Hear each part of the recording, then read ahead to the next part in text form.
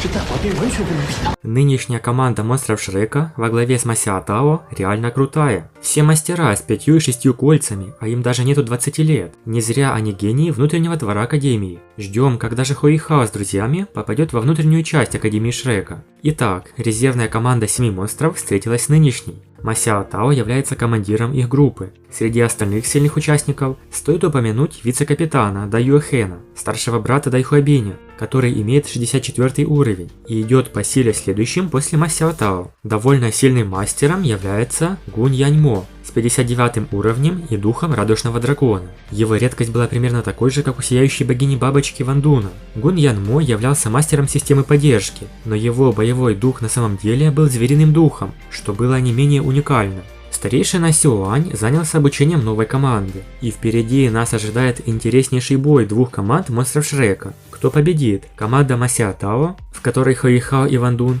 или их противники Даюэхэн с остальными? Судя по трейлеру, будет полно захватывающих боевых сцен и других ярких моментов.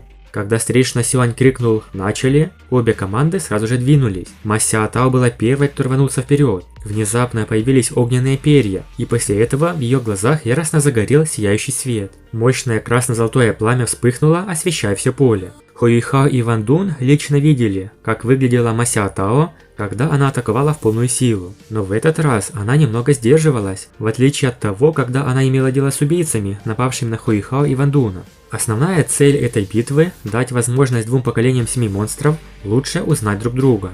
И в этом очень поможет сражение. Кроме того, это хорошая подготовка к будущим общеконтинентальным соревнованиям мастеров. После начала смешанной групповой битвы действия были довольно взрывные, атаки безудержными. Нам показали Лин Лучень, мастера контроля 55 уровня, которая имеет боевой дух лед, просто лед. У нее был чрезвычайно редкий, элементальный боевой дух, который позволял ей контролировать лед, а в руке держала ледяной магический посох. Как только началась схватка, Лин Лучень, как мастер контроля, взяла на себя инициативу, превратив это место в ледяной мир. Зная, что лед побеждает огонь, действия Масяотао были естественным образом затруднены, поэтому Масяотао приказала Хуэйхао подавить ее. Судя по превью, Хуэйхао тоже стоит перед дилеммой, как он, мастер всего лишь 27 уровня, сможет подавить Лин Лучень 55 уровня. На самом деле Масяотао хотела, чтобы Хуэйхао просто высвободил величайший ледяной боевой дух с атрибутом абсолютного льда. Но Хуэйхао не понял Масяотао, и вместо этого вторым кольцом использовал иллюзию и превратился в ледяного скорпиона 400 тысяч лет.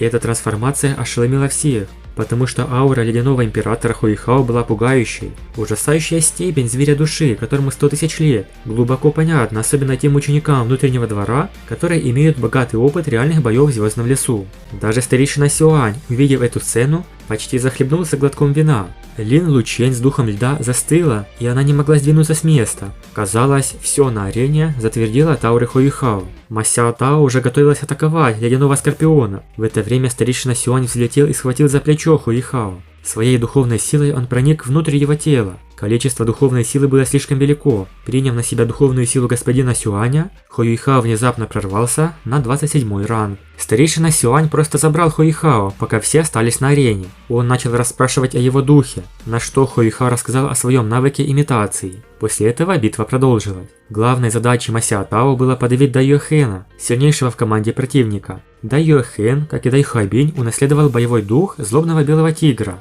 от своего предка Даймубая, и его духовные навыки также были похожи на способности Даймубая. Уровень Даюэхэна достиг 64-го, и его сила удивила Хуэйхао. Он был намного сильнее брата Дайхуабиня. Среди всех членов 7 монстров Шрека, Масяотао и Даюэхэн несомненно являются самыми могущественными, и самая мощная и жестокая битва ведется в основном между ними.